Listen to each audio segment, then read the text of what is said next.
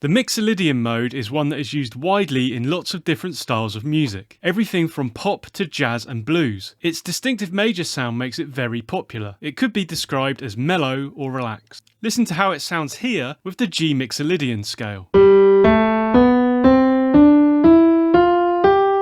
The most important note in Mixolydian is the flat or minor seventh. This is the only note that separates the scale from major/Ionian. It provides the smooth, open sound that Mixolydian is known for. Here are the chords that are found in the G Mixolydian key, with the scale notes that go into each chord: G major, A minor, B diminished, C major, D minor, E minor, and F major. These are the diatonic chords in the G Mixolydian key. That is, chords that are made purely with the notes from the G Mixolydian scale. G Mixolydian is a good key for guitar players because it has lots of chords that can be played as simple open chords. You can see that each of the diatonic chords has a Roman numeral above it. Lowercase indicates minor chords and uppercase major chords. This helps you to understand chord progressions, as the Roman numerals can apply to any Mixolydian key and simply indicate the function of the chords. Let's start building some Mixolydian mode chord progressions now and look at how you can write your own. Arguably the most common Mixolydian chord progression is 1-7-4-1. It uses all of the basic major triads in the Mixolydian key.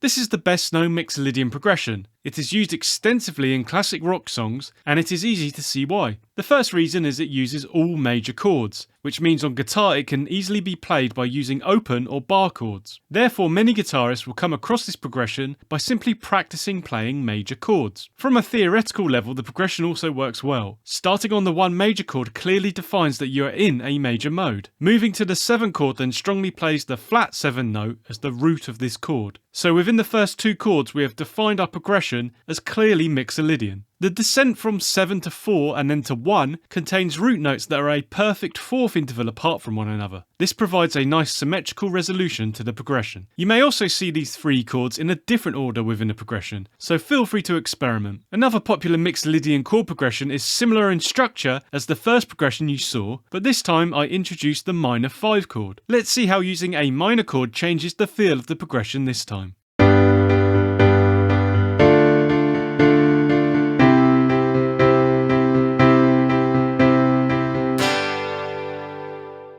Again, this is clearly a Mixolydian progression. As before, the 1 chord anchors us in a major mode. Moving to the 5 chord introduces the flat 7 note again. The basic triads that have the flat 7 note in are 3, 5 and 7. This separates us from major/Ionian. Let's look at 2 more common chord progressions now. They use the minor 2 chord. You'll see that it is replacing the 4 chord from the first 2 progressions. Like 4, 2 is also in the major/Ionian mode, so you need to pair it with the 1 chord and either 5, 7 or 3 to complete the Mixolydian sound. Pay attention to how swapping the major 4 chord with the minor 2 chord changes the feel of these progressions.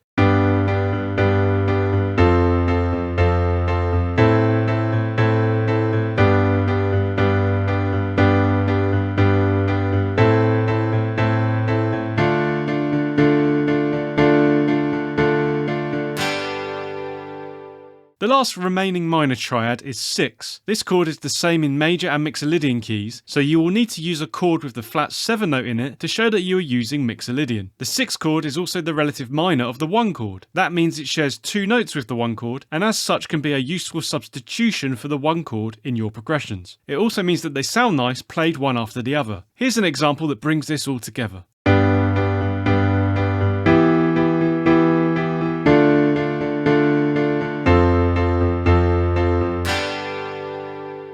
The final diatonic chord available in Mixolydian is the diminished 3 chord. Diminished chords have a tense, dark feeling that many songwriters seek to avoid, but this doesn't mean that you have to forget it. In order to create a more usable chord, some songwriters will drop the root note of the 3 diminished chord by half a step and construct a major chord from this new root. This is labelled as a flat 3 chord. For example, in the key of G Mixolydian, you take B diminished, drop its root note to B flat, and then use that to make a B flat major triad. In this next example, I'll use both of these chords in a progression. Listen for the difference in sound they bring, despite both having the flat 7 note within them.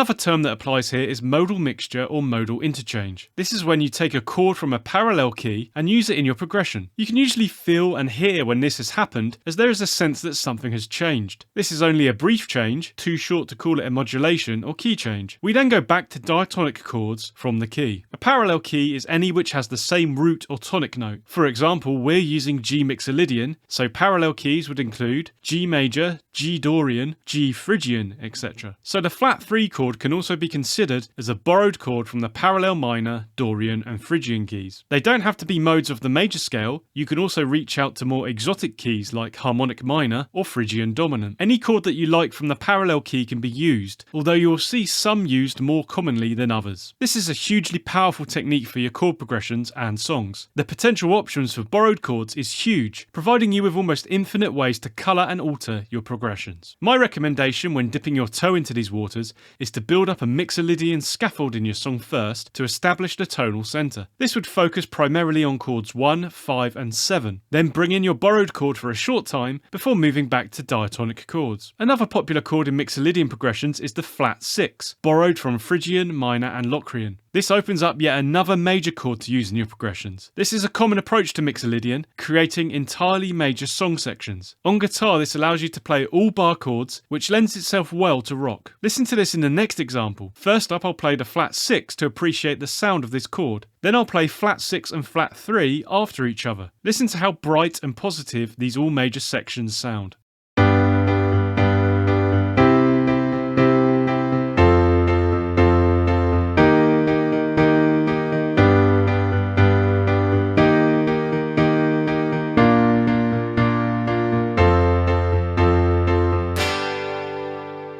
So far I've only used basic triads in our Mixolydian progressions, but you are of course free to use different chord types in your Mixolydian songs. You can experiment with this on any of the chords, but where it is particularly interesting is in introducing or emphasising the flat 7 note. As you understand now, this will reinforce the Mixolydian sound. There are many ways to do this, so what I discuss here won't be exhaustive. If you add a flat 7 note to the 1 chord, it becomes a dominant 7th chord. Here's the first progression I showed you with a 1 dominant 7th chord in it this time. Playing the 1 chord as a dominant 7th chord is common in blues music.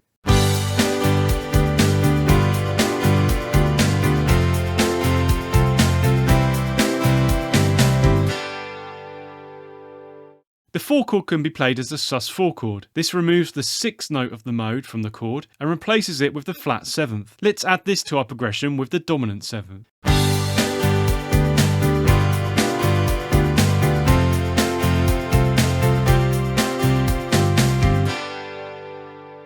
Another way you can emphasise a note is by using chord inversions. We know that the 5 chord has the flat 7 note in it. If we play the first inversion of the 5 chord, it puts that flat 7 note as the lowest or bass note of the chord. This makes it stand out more than the standard chord. Let's swap the 7 chord for this inverted chord in the previous chord progression.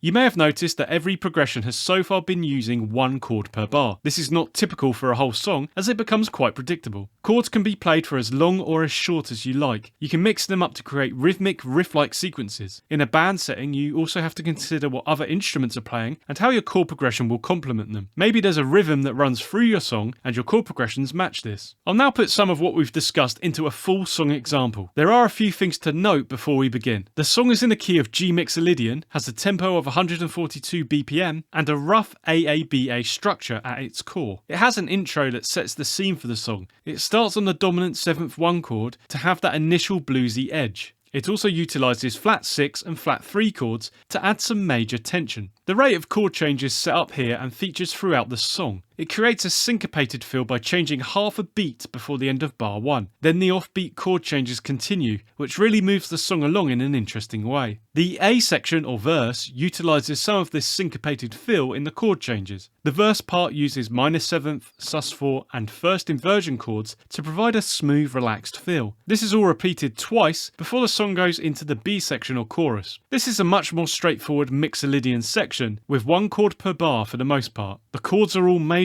or dominant 7th to separate it further from the other parts of the song. Then another A section is heard before the intro returns as an outro. The first 8 bars are the same as the start of the song, but the final 4 bars are added on for the finish. A rising bass line is created through the use of borrowed chords and inversions. I used a borrowed major 5 chord at the end of the song to provide a jarring feeling of the G major key before ending on the 1 chord.